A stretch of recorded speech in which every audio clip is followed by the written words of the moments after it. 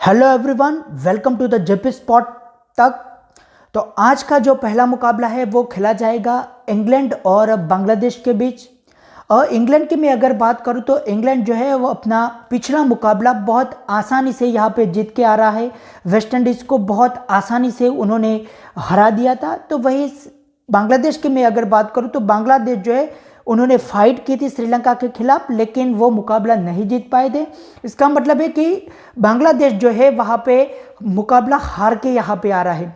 थोड़ी सी tough competition है बांग्लादेश के लिए, क्योंकि जो इंग्लैंड के जो बल्लेबाज है काफ़ी विस्फोटक बल्लेबाज है। खासतौर पे उनके जो ओपनर बल्लेबाज है जोस बटलर, जेसन रॉय, उसके बाद डेविड मलान जो कि एक स्टडी प्लेयर है, आराम से मैच को हैंडल करते हैं।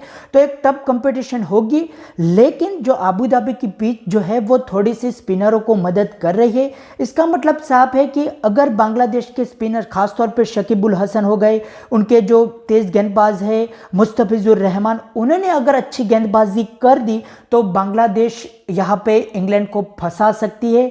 गेम जो है वो थोड़ा सा फाइट हो सकता है, टफ कंपटीशन मिल सकती है इंग्लैंड को।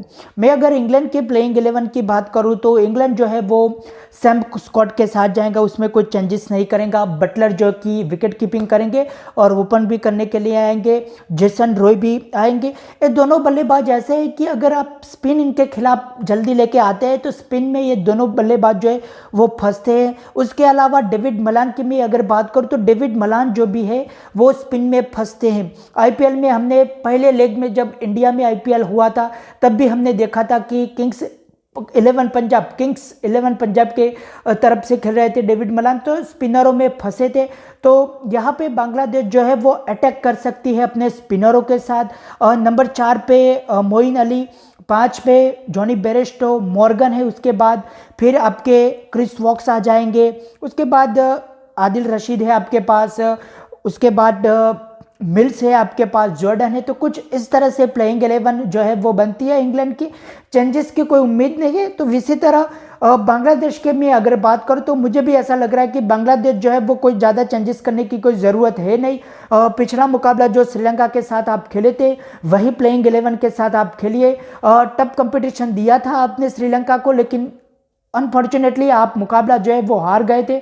लेकिन यहाँ पे आप इंग्लैंड को फाइट कर सकते हैं, इंग्लैंड को चुनौती दे सकते हैं, क्योंकि इंग्लैंड के जो जितने भी बल्लेबाज हैं वो पावर हिटर बल्लेबाज है। चाहे वो आप ओपनर की बात कर लीजिए, बटलर कह लीजिए, आप रॉय, डेविड मलान जो इतने पावर हिटर नहीं है लेकिन वो भी फंसते हैं स्पिन गेंदबाज में, जॉनी बेरेस्टो, मॉर्गन। तो ये सारे जो बल्लेबाज हैं वो स्पिनरों में फंसते हैं। तो बांग्लादेश को किस रणनीति के साथ आज उतरना होगा? बांग्लादेश को यही रणनीति बनानी होगी कि ज़्यादा से ज़्यादा जो है वो स्पिन कराई जाए, बचने की कोशिश मत कीजिए। अगर आपको एक छक्का लग जाता है तो कोई बात नहीं, आप बचने की कोशिश मत कीजिए, पैर पे गेंदबाजी नहीं करिए, फ्लाइट गेंदबाजी करिए और विकेट लेने की आप कोशिश करेंगे तो ज़रूर यहाँ पे इंग्लैंड फंस सकती है। अगर आज के मुकाबले में यहाँ पे इंग्लैंड फंस गई तो फिर ग्रुप ए के जो टफ कंपटीशन वाला ग्रुप है वो खुल जाएगा, क्योंकि इंग्लैंड हार गई, बांग्लादेश जीत गया, तो ग्रुप जो है थोड़ा सा खुल जाएगा। मैं पिच रिपोर्ट की बात करूं तो अबू धाबी में जो है पिच स्पिनरों को ही मदद करेंगी।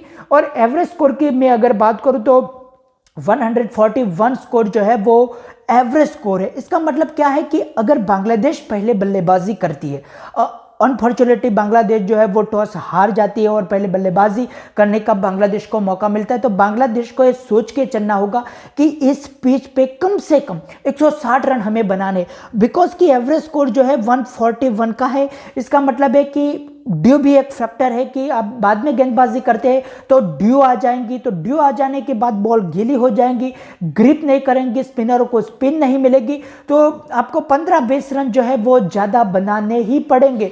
तो आप अगर पहले बल्लेबाजी करती है बांग्लादेश तो 160 तक आपको जाना, 160 तक तो आपको जाना ही होगा।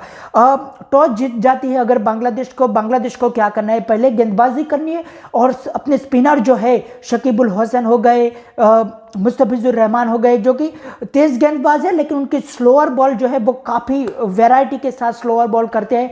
तो यहाँ पे मुस्तफिजुर रहमान और शकीबुल हसन पे पूरी जिम्मेदारी होगी कि बांग्लादेश जो है वो अच्छे से गेंदबाजी करे और इंग्लैंड को पहले इनिंग में कम से कम 130-140 से ज़्यादा नहीं करने दे। अगर 130-140 से ज़्यादा हो गए तो उनके पास विकल्प नहीं बचते हैं, क्योंकि काफ़ी अच्छी गेंदबाजी है। आदिल रशीद भी काफ़ी अच्छी गेंदबाजी करते हैं, मोइन अली स्पिन कर देते हैं, क्रिस वॉक्स है, जॉर्डन है, मिल्स है, तो इंग्लैंड के पास भी काफ़ी अच्छी गेंदबाजी है, तो मुश्किल होगा।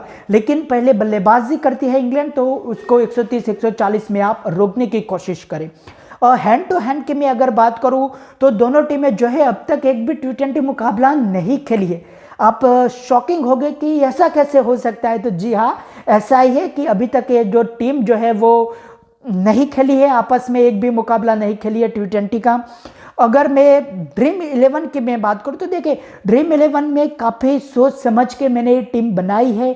तो देखिए, मैंने बटलर को लिया है क्योंकि बटलर जो है विकेट कीपिंग भी करते हैं और उसके अलावा वो पावर प्ले में आते हैं। अगर पावर प्ले में टिक गए जॉस बटलर तो हमें कुछ पॉइंट दे सकते हैं। इसके अलावा मैंने मुस्तफिजुर रहमान को भी रखा है। जिस तरह से उन्होंने श्रीलंका के खिलाफ बल्लेबाजी की थी, 50 रन बनाए थे, तो उम्मीद करता हूं कि इस मुकाबले में भी वो काफ़ी अच्छे रन बनाएंगे। तो मुस्तफिजुर रहमान के भी साथ गए हैं। उसके अलावा उनके कप्तान जो है महमदुल्लाह, उनके साथ मैं गया हूँ। महमदुल्लाह अंत के ओवरों में आके काफ़ी अच्छी हिटिंग करते हैं, तो उनके साथ भी गए। उसके अलावा मैं जेसन रॉय और डेविड मलान के साथ में सोच रहा था कि दोनों में से किसी एक के साथ मुझे जाना था, तो मैंने जेसन रॉय को पिक किया बिकॉज कि जेसन रॉय भी ओपन करते हैं बटलर के साथ। अगर वो खेल गए 5-6 ओवर तो हमें काफ़ी अच्छे पॉइंट लेके जाएंगे। डेविड मलान जो है वो बीच के ओवरों में आएंगे और बीच के ओवरों में हमने देखा है कि डेविड मलान जो है वो फंसते हैं स्पिनरों में। बड़े शॉट लगाने के लिए जाएंगे डेविड मलर तो फंसेंगे स्पिनरों पे, तो इसलिए डेविड मलान के साथ मैं नहीं गया हूँ। उसके अलावा मैं मोइन अली के साथ भी गया हूँ कि मोइन अली हमको एंड में आके थोड़े कुछ रन दे सकते हैं, जैसे कि स्कॉलअप नहीं हो जाता, पहले बल्लेबाजी करती है बांग्लादेश और स्कॉलअप नहीं होता है, तो मोइन अली हमारे काम में आएंगे। गेंदबाजी भी करते हैं। वेस्ट इंडीज़ के खिलाफ उन्होंने 2-3 विकेटें ली थी, तो यही उम्मीद लगाएंगे कि इस मुकाबले में भी हमें विकेटें देंगे। उसके अलावा मैं एक ऑलराउंडर है बांग्लादेश का हसन, उसके साथ मैं जाऊंगा। आदिल रशीद के साथ जाऊंगा, लेग स्पिनर है। और मैं आपको बता दूं कि लेग स्पिनर जो है वो हमेशा गेम में रहते हैं। T20 मुकाबले में लेग स्पिनर हमेशा गेम में रहते हैं। उसके अलावा मिल्स के साथ मैं जा रहा हूं कि मिल्स जो है वो स्लोअर गति के साथ गेंदबाजी करते हैं, तो हमें कुछ पॉइंट दे सकते हैं। मुस्तफिजुर रहमान के साथ भी जाएंगे। अब कप्तान और वाइस कप्तान की मैं अगर बात करूं तो देखिए, मैंने कप्तान जो है वो बना है शकीबुल हसन को, बिकॉज के नंबर 3 पे बल्लेबाजी करने के लिए आएंगे और अपने जो 4 ओवर है वो पूरे के पूरे चारों के चारों ओवर डालेंगे। उसके अलावा मैंने थोड़ा सा रिस्क लिया है, मैं जा रहा हूँ वाइस कप्तान की ओर आदिल रशीद के साथ, बिकॉज कि आदिल रशीद किफ़ायती है, 1 या 2 विकेट डेफिनेटली वो लेंगे, तो मैं आदिल रशीद के साथ भी जा रहा हूं। लेकिन आई होप कि बांग्लादेश जो है इस मुकाबले को जीत जाए। तो जैसे ही बांग्लादेश अगर इस मुकाबले में जीतता है तो जो ग्रुप है, ग्रुप ऑफ डेथ बोला जाता है ग्रुप ए को, वो थोड़ा सा खुल जाएगा। बस आज के लिए इतना ही। अभी तक आपने चैनल को सब्सक्राइब नहीं किया है तो चैनल को सब्सक्राइब कर दीजिए, वीडियो को लाइक कर दीजिए और नोटिफिकेशन बेल को भी प्रेस कर दे।